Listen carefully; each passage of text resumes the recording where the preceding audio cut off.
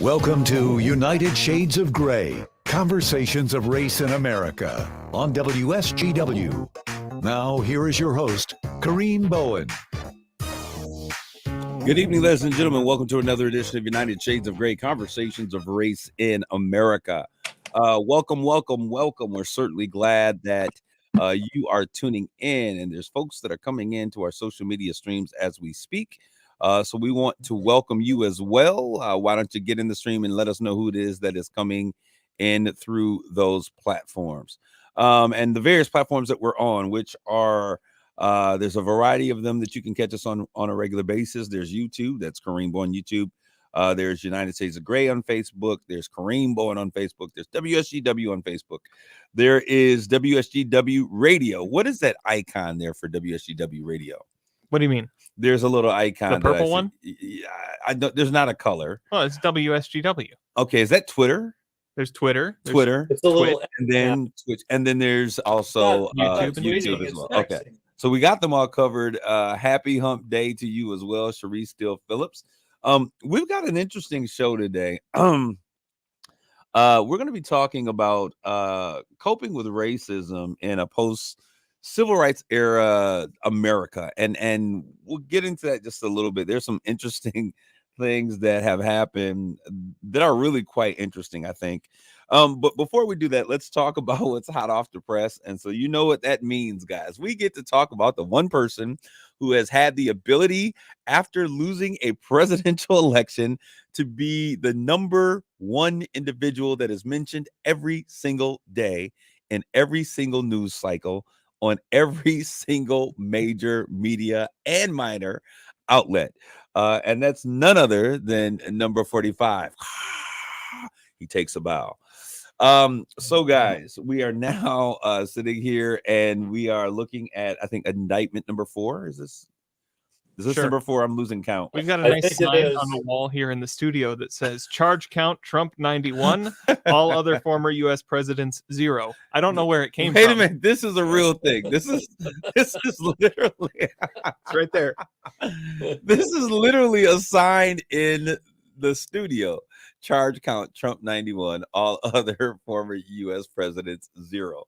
We can't make. Can you get a picture of that? Yeah. Can you get that? I mean, that's hilarious. I don't know where it came from. We don't know. It's from an anonymous user. The United States of Trump by Bill O'Reilly. This is hilarious.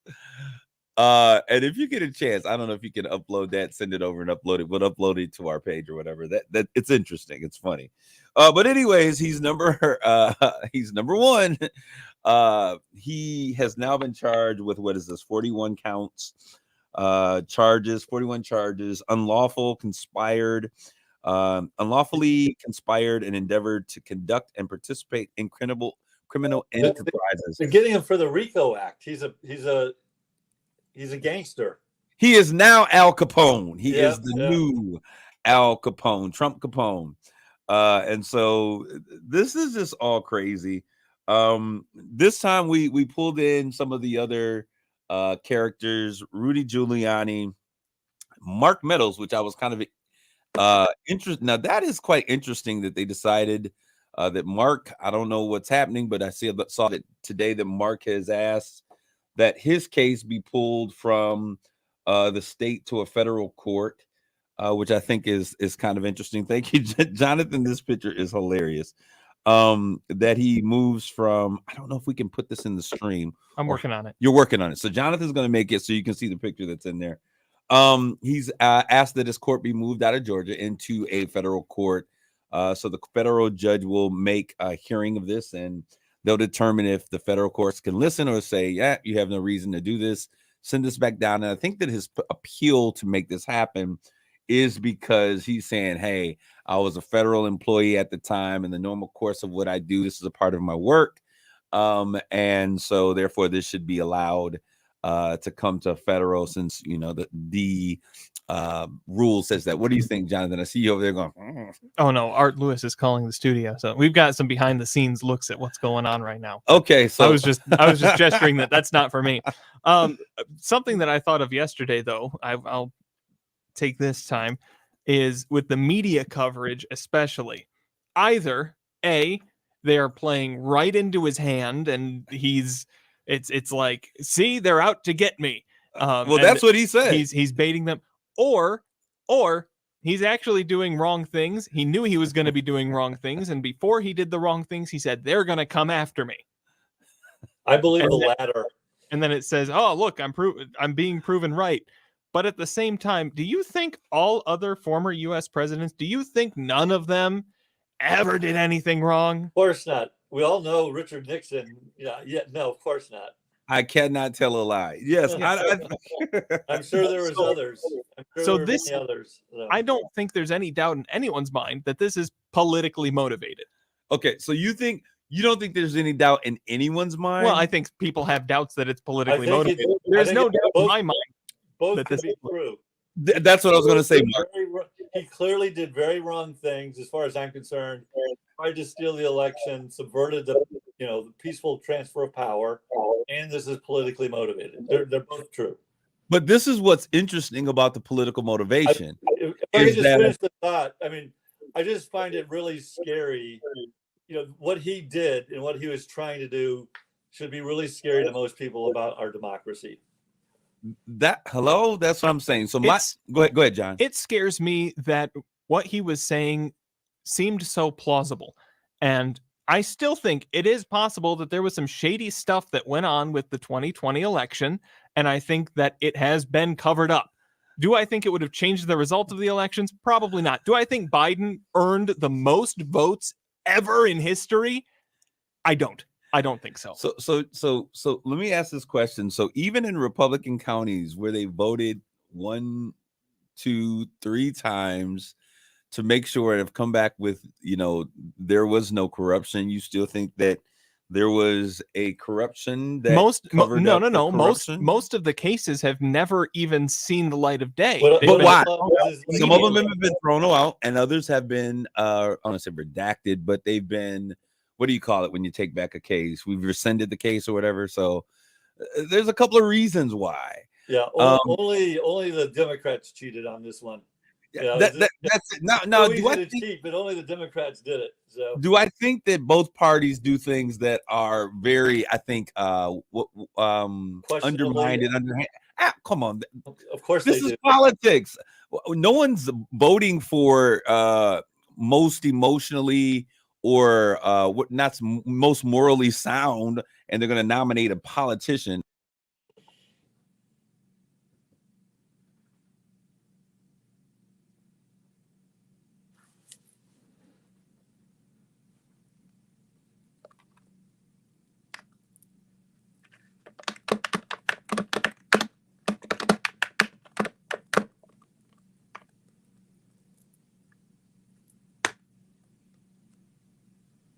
About this political motivation, as we were talking about it, is that I think that not only are the Democrats a part of this collusion, I think it's a collusion between the Democrats as well as the Republicans who don't want him to be nominated or to be their nominee to make this happen. The fact or the issue with the matter is we've lost Sound and Jonathan. No, Jonathan's here. We've lost Mark. And we're having technical difficulties on the stream. Please bear with us. Yeah, I'm back. So Jonathan disappeared and I lost all audio. So Mark, what I was saying was that I think that there is, if we can use a word, a collusion that's taking place between the Democrats and Republicans who don't want him to be their nominee. I think that, yes, this is politically motivated and people are using this for their own purposes. The problem with this being politically motivated is that it's politically motivated. And I think that there is a there. I think that he has broken some laws and done some things wrong. And maybe it would not have been a big thing before if it were someone who was only raking in about 6% of the popular vote of their particular party. But unfortunately, he's the lead guy. Now, what I do want to ask is this question. How is this going to impact the debate that's going up? Because we know that number 45, as Jonathan said, he's going to have a huge press conference. is which he's going to prove and show after all of this time. Like the pillow guy has. That all of this was a lie. It's all they're just coming for me. And so how does this impact the first debate that's getting ready to take place? Because I think his press conference circus. His press conference takes place the day before the debate, I think it is. Yeah. So now, instead of talking about issues and Joe Biden and those Democrats and the economy and all these things, we're going to bring back the conversation to having another debate about election fraud and stealing elections. Only if the moderator allows that. I mean, there's a moderator. There should be questions. I mean, he'll always talk about what he wants to talk about. But I mean, if I were if I were on the other side, I'd be, saying, do you really want 4 more years of this stuff? And using that to try to use it against them. I mean, ultimately, the people who like him are going to vote for him. What you got to do is rally everybody else. I mean, that's why I think the Republicans need to do what the Democrats did, which is get rid of basically make this about one candidate against Bernie Sanders. They need to find the best Republican candidate to go against Donald Trump. And it almost worked for the Democrats until Sleepy Joe got to South Carolina and they concocted something new. But he looked like he was going to go down in a blaze of glory. Sharice Steele Phillips, his bad acts are and were so overt. Now, this is the thing that I think this is bad. This is almost like watching your guilty pleasure. The thing that we're talking about, his overt acts, are the things that I kind of like about him. Am I crazy? The things. Well, I don't know about crazy. I find it a little disturbing. It is disturbing. Not what he does, but how he does certain things are some of the things that I kind of like. Here's his message, and here's why you like it. Okay, tell me. He says that the establishment is out to get him, which resonates with people in the United States, especially folks of color, absolutely, who believe that the system is out to get them. Whether it is or isn't, just because you're paranoid doesn't mean they're not out to get you. It doesn't mean that they are as well, right? But it resonates, and every time a charge is brought against him, every time he gets bad news coverage, it reinforces his point that the system's out to get me, it's out to get you. I'll break it down. I'll drain the swamp. You've heard him say that a million times. Yeah. And his own party pushing against him reinforces it further. It's, hey, look, even my own party is against me. The system wants to put you down, and they're trying to do it through me. Let's show them who's boss. And it's working from a fundraising standpoint. He says all he needs is another good indictment, and he'll have the presidency. It depends on what you read. I mean, I've been reading articles where his fundraising is down substantially, and they're diverting a lot of the funds to his legal defense and. Who knows? He's been bankrupt so many times that he knows how to project. I've got a lot of money. Absolutely. When he doesn't. I mean, he did that coming in, so they're finding out he wasn't as wealthy as what we thought. Well, this is my thing. I've always thought Donald Trump was a bit racist. When we look at him, I thought he was he had racist tendencies, I'll say. But he has always been somebody that I thought was always good for entertainment. He's there's the image for those of you who are watching in our social media stream. This is the image that when we came in the studio, charge count 91, Trump 91, all other former U.S. presidents 0. Right next to it, Bill O'Reilly's. Put that back up really quick. Bill O'Reilly's book, The United States of Trump: How the President Really Sees America, by Bill O'Reilly. So just an interesting caption that we have in the studio. There's 2 shows in here. There's the one that you hear, and then there's the one that you see when you come into the studio. But anyways, we gotta get. By the way, have you seen all the hilarious memes based off of the Alabama brawl? Oh my gosh! Aquaman is famous. Aquaman is my favorite. And he is my favorite. Is too. I mean, there's all sorts of little Instagram loops of Aquaman.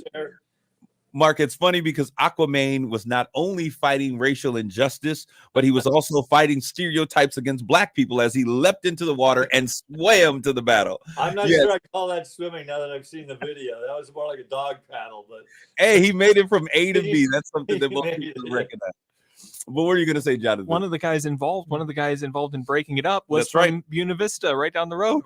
So we got to get him in here to find out what was going on. I'm still trying to figure out. Nobody notified me of the international symbol to come to a black man's aid by throwing the hat in the air. I'm still trying to figure that one out. But this is that why you're always wearing a hat? Just in case you gotta have the lid. Hey, I came prepared. There may be a need, for rescue and support. So I brought the lid at all times. But I want to get to some things, Mark, because we're gonna get through this politics thing. The fact of the matter is nobody wants Donald Trump. And to be quite honest, most people don't want Joe Biden either. Nope. So we'll leave them to hash that out. But what I do want to get to, and this is really important, so I want to talk some time.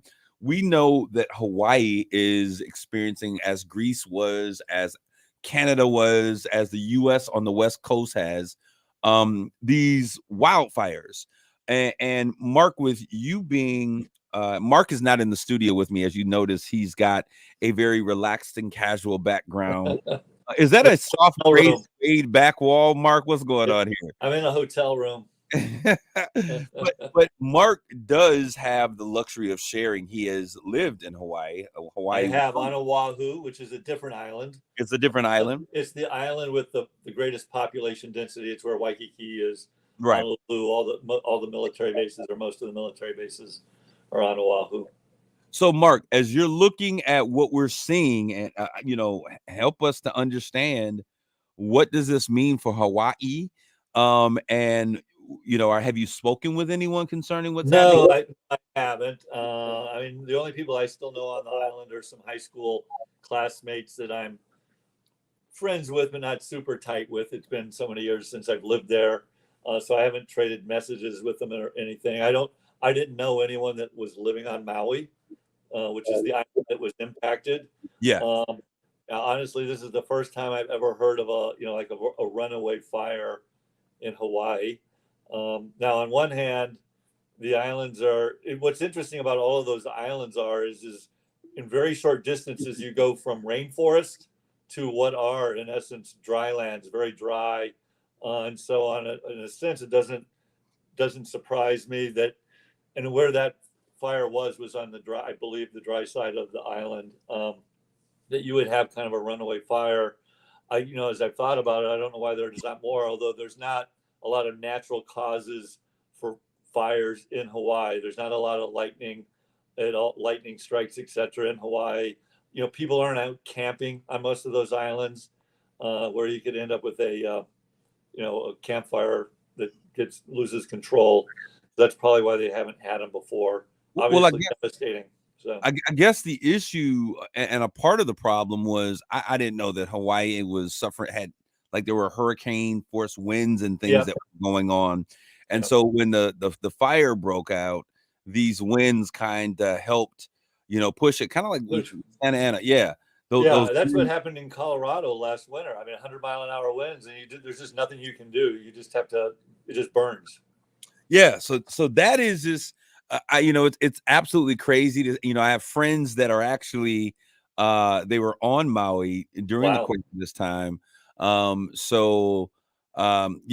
praying, they are safe. They have posted that they were safe. And they showed themselves in the shelter, and they were showing themselves that the only way that they could get from where they were at their resort to safety was to go through what they say is the most dangerous road on the island. And there was fire flames literally on both sides as they were driving through. It is so Charlie Haddad, he's the one, the guy who was posting, my buddy who was posting that. We're so thankful that you guys are safe. They're trying to figure out how they're going to get home, because everything is kind of in essence up in the air, and they got lots of people that they're evacuating. But to see people jumping, running, driving as far as they can in their car, and then jumping out of the car into the ocean, car catching on fire, and then they still have these waves and things that are left behind from these hurricane winds. Right. Not the safest place, especially when you're talking about being in there for 9 hours. It was a scary thing. Yeah, it was interesting because I just read an article about because of this, like just jumping in the water or running to water isn't really necessarily the safest thing to do. Obviously, that's all they could do. They had no other place to go.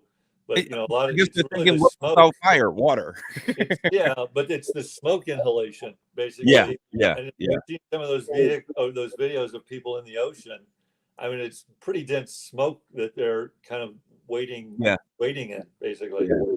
It's crazy. Well, you know what? It's interesting because I think it was probably in 2000 and my mom is in the social media stream. She'll be able to help me. I think this was probably in like 2008. One of my aunts was having a birthday party and they did a whole shebang with all of her sisters, my grandmother, and all of those individuals. That's why I think it was 2008, because my grandmother passed, I think, the following year. But they were in on Maui. They went to the Grand Wailea Resort and Spa, which is like a Waldorf Astoria property. Mhm. And this entire property, 40 acres, absolutely gorgeous, beautiful, just beautiful, beautiful resort. Most of it has been destroyed. And so it was correct. It was '08. Thank you so very much. And so she said that a large portion of what was there is now destroyed. And so you think about, when here in the US, Hawaii is one of those destinations that married couples and families. So it's kind of like, I want to do that once in my life kind of thing, to have something that is such a beautiful place. And I mean, there's other places that are beautiful in Hawaii, but I would say that is kind of a really, really big tourist destination in terms of their spas and resorts and things of that nature. Mark, how does this play into the economy of Hawaii? Well, I mean, tourism by far is the largest source of income for the state. Again, most of Maui is a pretty big tourist destination. The biggest, though, is probably Oahu still.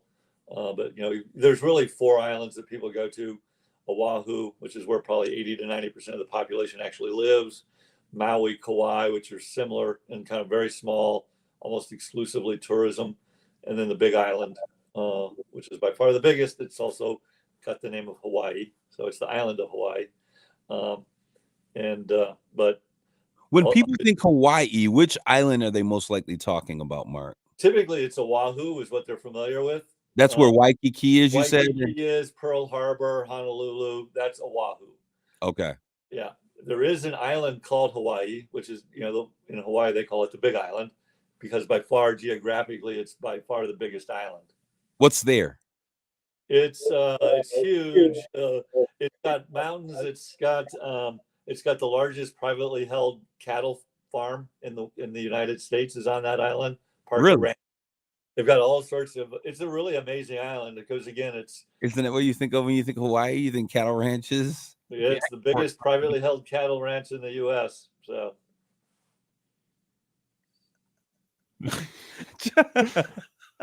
Exporting, like, if you're running a cattle ranch on Hawaii, how are you exporting your product? I said, is that what you think about cattle ranching? Mark, hold on. I said, isn't that what you think of when you think of Hawaii cattle ranching? He has this crazy look on his face. He says, how does it work? Be difficult. That's what I'm thinking. Yeah. How does it work? How do you make money doing that? Yeah. But they must be making money doing that. But that's really one of the craziest things. Now, are large parts of the one, because you look at Fiji, look at Hawaii, are large parts of these islands, are they all of it owned by the United States, or is some of this owned by the Japanese? No, well, there's private property, so I'm sure Japanese companies or entities or people own land, but it's, just like any foreign individual can buy land anywhere in the United States for the most part. And you can say that. It won't happen in any other place in the world, but in the United States, everything is for sale. So bring your dollars, bring your yens, bring your francs, bring your euros. We're open and we're doing business in the U.S. We're going to take a quick commercial break. When we come back, we're going to talk about our show topic, which is coping with racism in the post-civil rights era. Stick, stay, don't go away. We'll be back with more United Shades of Gray.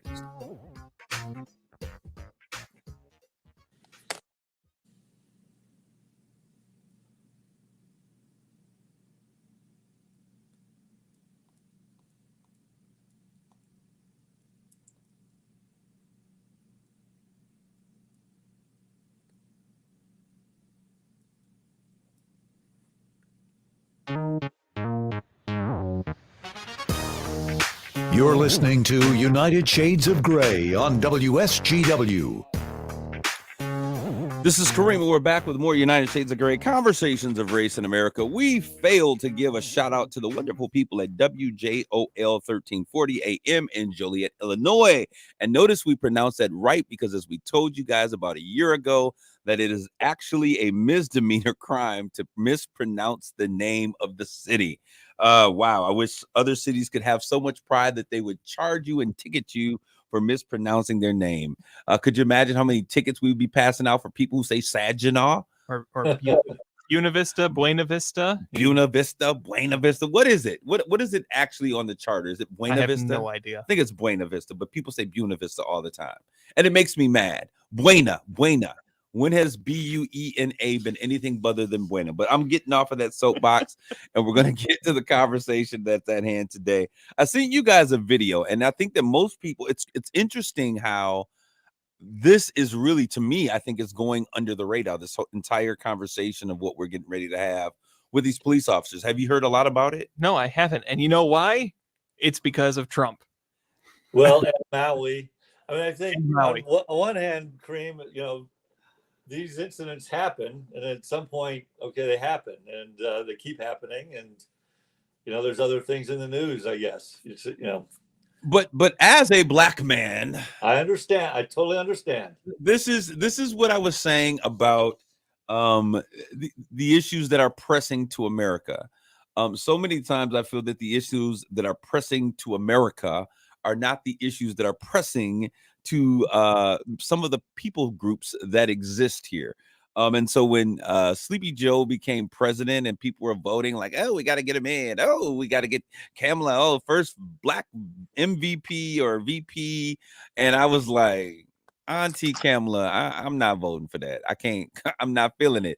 But anyways, I said that if they don't deal with the issues on voting rights legislation out the gate, that there would be a more pressing issue that would arise that would take precedence, and voting rights for black folks would still be something that you gotta come back so many years and ratify and vote to keep us as a voting population.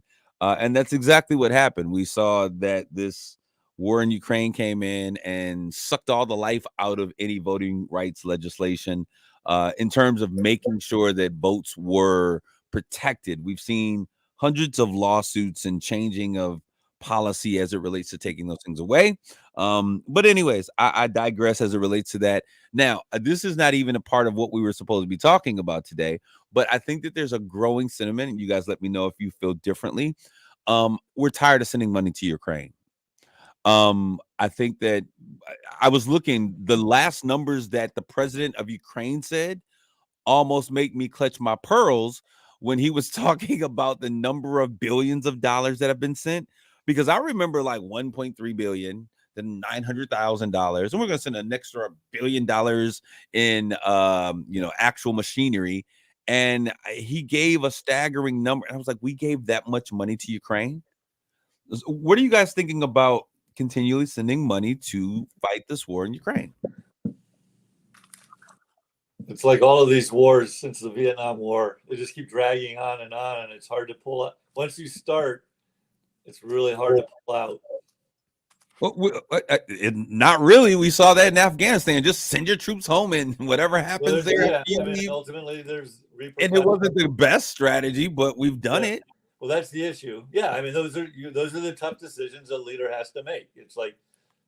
And no matter what decision you make, there's negative repercussions. Well, I would like to see our elderly get better care. I would like to see if we're going to spend some money, let's spend it on things like I don't know, education. So that I don't disagree with so that we can compete with companies like Japan and China when it comes to having elite scholars. We're too busy paying infrastructure, maybe Kareem, potholes and bridges. Don't get me on my soapbox, Mark. Time out. We spend a lot of money on education. Most of the IP in this world, this country generates way more IP than any other country in the world. And so I hear the frustration and concern about the education system. About a lot of things. There's a lot of things that I would really like. But there's never I would like to be more creative about let's make Canada do something different with their garbage. I don't want to talk about this. Let's talk about racism. Because I'm going to get mad when I see, because there's so many things that we say we cannot afford, and we're spending money all over the world other than I just don't know if continuing to throw money at those issues the way we have and just throwing more money at it is really going to solve the problem. Mark, this is what I'm going to say. If we're going to throw money somewhere, let's throw it somewhere in the United States, period. But are you going to continue to spend it the same way? I don't care what benefit is it to me sending it to another country and throwing it over there. Unfortunately, this is a never-ending war. 100% agree. I mean, so come on. So if I'm going to throw money somewhere, let me throw it in my backyard. I think we're discussing two different issues in a certain sense. We spend a lot of money. Okay, you want to move on? That's fine. We're moving on. All right. The black man is tired of talking about this, and so he is going to move. You're the boss. Yes, sir. I'm drunk with power in this moment. I am the boss. I'm the black man. Come on. No, I wanted to have this conversation. I sent you guys, and I love you guys. I sent you guys a video that was talking about what's taking place down in, well, of all places, Mississippi, which did not surprise me. Wow, what a stunner. Absolutely. This took place in what county was this? Do you guys remember what county I put in here? I never heard of this county, but what I will tell you is that my dad was born and raised Rankin County. So this is just outside of Jackson. My dad is from outside of Philadelphia, Mississippi. Not super far from these areas. So racism is going to be a better conversation. Absolutely, Sharice Steele Phillips. We're going to talk about it we're talking about this in a different way, maybe. Okay, Alma Collier, welcome to the conversation. So in this video, we have 6 white officers which have coined or named themselves the Goon Squad, which I think is an appropriate title. Yeah, tells you a lot about their mentality.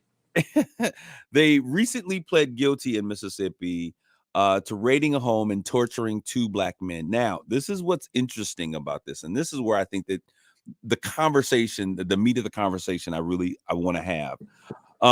Some of the men that were here are facing life in prison on January 24th. This is the story. January 24th in Braxton, Mississippi. Not Tony Braxton, but Braxton, Mississippi. A neighbor called. Here it is. A neighbor of one of the officers called and said, there are black people next door. And that they were staying there. And so the response of the officer was, are y'all ready for a mission? So the Goon Squad gets into full effect. They burst into the home. They handcuffed the 2 men. They beat them. They tasered them.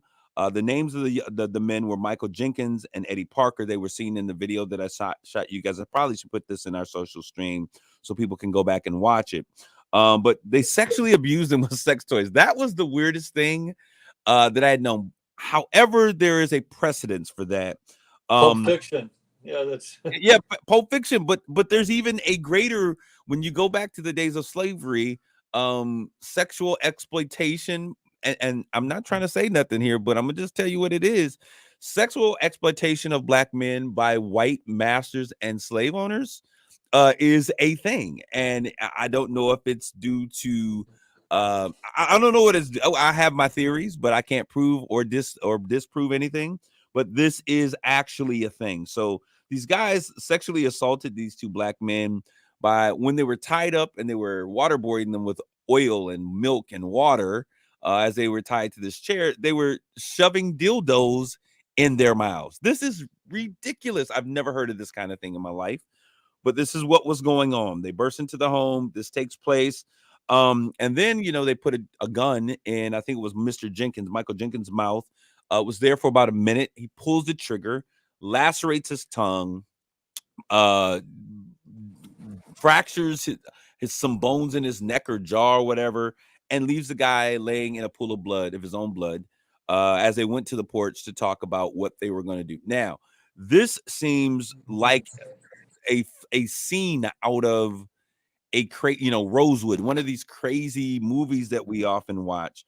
But I say this all the time. So there was no issue. They were not going to do anything. These people have done things before where men have ended up dead. And it's just a cover up. But this is the conversation that I want to have is that oftentimes when we see Black men in the community, Black folks in the community talking about how racist areas were, we have a kickback from other parts of the community saying, that was back in the day. No one's doing that. I think generally speaking, there may be a few bad actors, but we're no longer in that time. And I've had my own experience within the past 2 weeks of a situation with police officers, which I had not said anything back, but when I saw this, I thought about it. So when you guys are seeing this, and when you guys are reading these things, what are the thoughts that kind of like that come to mind when you this is something that Black men have been saying have happened. Black America's been saying this has happened. We saw with George Floyd, and then we made it, that was one isolated incident, but I think that was the cameras and the pandemic made us all closed captive watchers of this thing.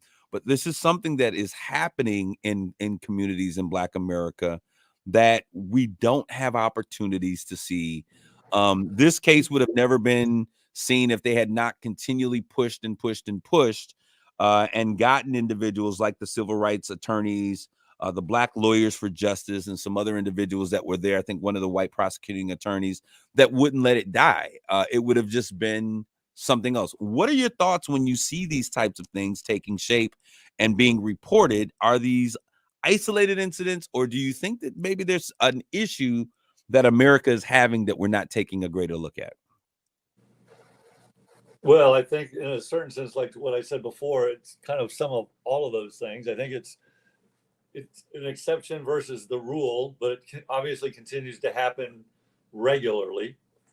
And again, I know people aren't going to like what I'm about to say here, but it's a natural, a natural progression, which doesn't happen overnight, of where racism is still out there. It's heavier in some areas versus others, and it takes time. It takes generations, I think, to get rid of it. I think we've had this discussion before. If you interact with kids that are, college age kids now or less than 30, you see race as much less of an issue as people of my generation. And it's sad, but I tend to be a realist when it comes to these things, is it takes time to kind of weed itself out. And the reality is people are still people, and some vestiges of racism will always exist. They always have existed, and they will continue to exist to some degree, probably forever, because people are afraid of differences. I'm sorry, Mark, and I agree with you. I just look at this comment by Alma Colliard. I was kind of thrown off by when I read it. My husband's great grandmother was married to a Black man, but all her kids are by the white master. That's profound. But we know that happens. But Mark, okay, so my question then, Jonathan, so should the message to Black America be like, just be patient, it's going to change over the next few decades? Or I got a few thoughts about this, because one, to take this incident and say, see, this is what's happening, ignores the fact that Black people are doing this to Black people are doing this to white people. It's acting like it's white human nature. It is not human nature. Okay, but this is the thing. We can't, hold on, because what we can't do is convolute the arguments. And that's what always happens, is that when we talk about these issues of race happening, white America always want to say, well, what about Black on Black crime? And I told you that's a fallacy, because you kill whom you are around, you murder, you break into, you steal from. I think the point is it's human. Jonathan's trying to make there's an element of human nature here, irrespective of race. This type of evil is human nature. Now, what I'm saying, we don't see historically in history. I want to see historically in history where human nature depicts other races of people who impoverish, who enslave, who murder, who kill, who do these types of things outside of some places in China, that the prevalence of this taking place. And I'm not trying to say that white people are just read the Bible. Devils. It is happening in Europe right now with immigrants from the Middle East coming and in Asia, in Asian companies and countries like go ahead. European countries, these are people of a certain demographic coming to these European countries and performing horrible, heinous acts. On the Europeans. Okay, we're going to see those in the news, and but we're talking about this one. I don't want to get diverted from this particular conversation. But this is, you can't use an anecdotal issue thing. And now you're undercutting what I was saying. Okay, go ahead. I will specify in on this one, the motivation of race being a motivator. That is a problem, and it is a recurring problem. Okay, I'll acknowledge that. Absolutely. I'll also acknowledge that these are former officers. These were people that were given authority and trusted with a badge. They shouldn't have been. That this kind of thing, and maybe it's a power corrupts, absolute power corrupts, absolutely. I don't know, but these are people that were that is also a problem that should be addressed. Okay. That's what I'll say about the specific thing, but taking this and extrapolating it to this is what happens is well this is not an isolated. First of all, I would take that if this were an isolated incident. It's not an isolated incident because if you take it in the context of others, okay. If we were if we were to take a look at the long list of individuals, for instance, George Foreman to white America was an isolated incident, but there's a Tamir Rice, there is a Breonna Taylor, there is an Ahmaud. I mean, the list goes on and on with other incidents, and every incident, every single time this arises, cannot be an isolated incident.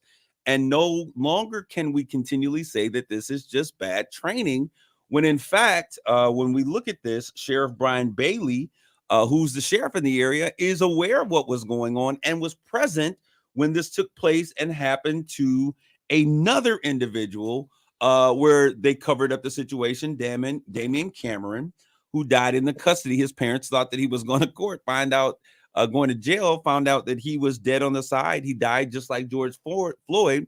And this is why we use the term systemic, because when we look at this, Damian Cameron died in the custody of these police officers.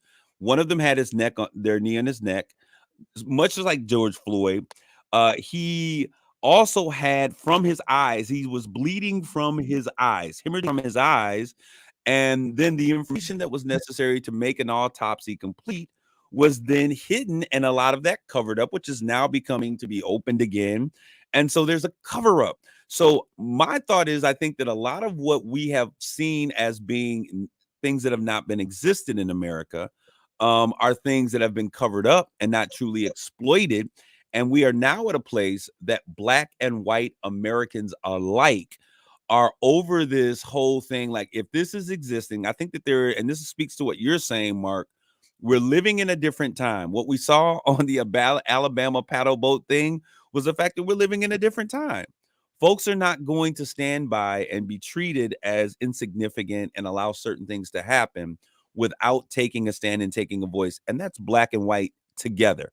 And I think that the only way we can get through this is not to wait for our time and wait for things to happen, but we've got to sound the alarm. We've got to begin to build coalitions across racial lines with those individuals, because everybody don't feel this way, but these systems are still in place and they are very relevant, and they're not isolated. Well, I guess the question I would ask is it the system or is it the people who are in charge of this? I mean, I don't know that it's a system issue versus you've got people who are in that system that are abusing their power or are morally bankrupt or whatever. Well, it's a systemic problem, and it's a problem with the systems, because if you are the county sheriff, that makes you the law authority in that county.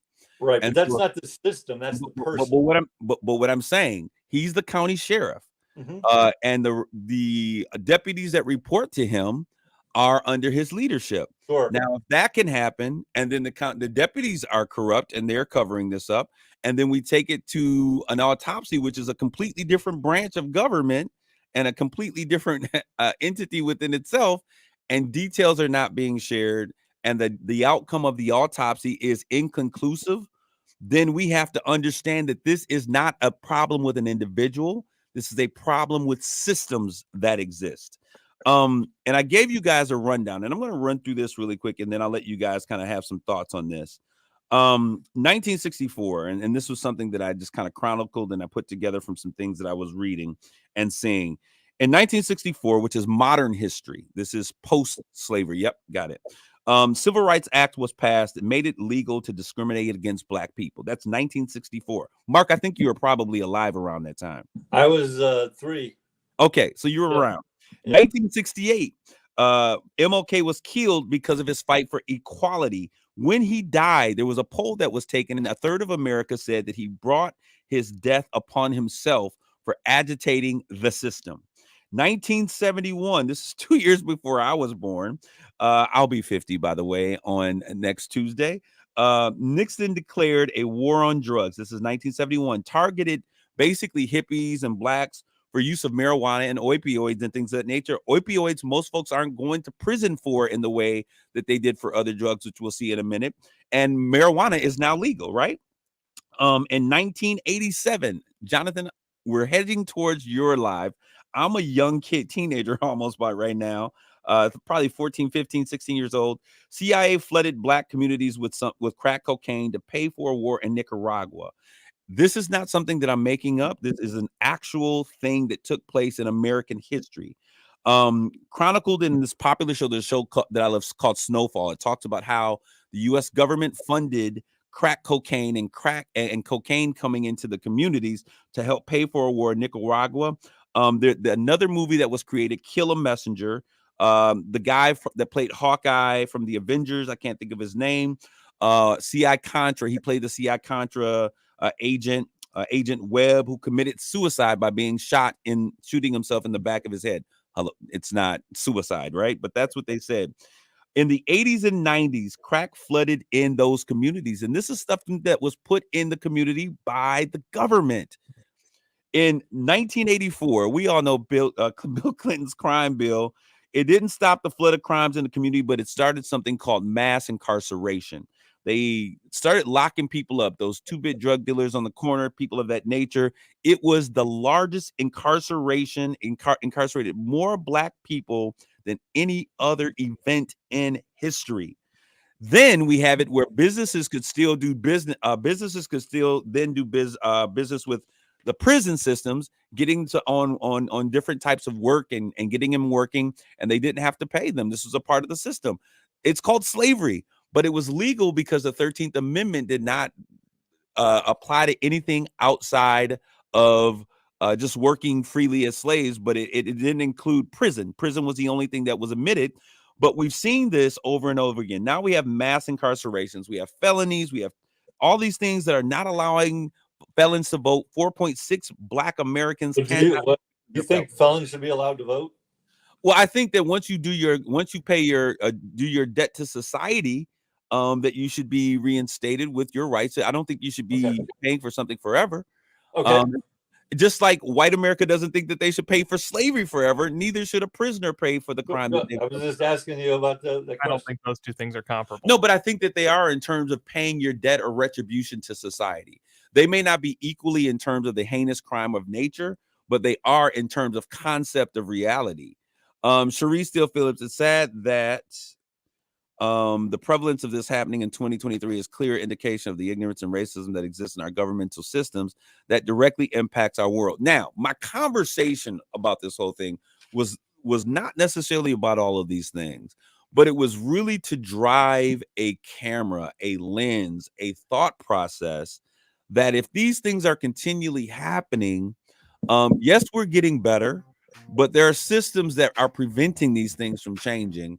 And I think that as we look at this, and I think we should have more conversations because I really want to hear the other side of this. I wanted to put the information out there. I think Yvonne Daniels, oh, yes, it's the system. There are some things that we have to begin to do that are hard conversations, hard looks that we have to have at ourselves, black, white, Asians, Puerto Ricans, because if change is going to happen, change is only going to take place when each of us realizes that these atrocities exist, that these things are not just one-offs, but there is a continual, habitual system that is allowing these things to continually take place. We've got to make a change. The change starts with us. I'm going to have to leave you guys there. We're going to come back with more conversations on race in America. God bless you all. Grace and peace.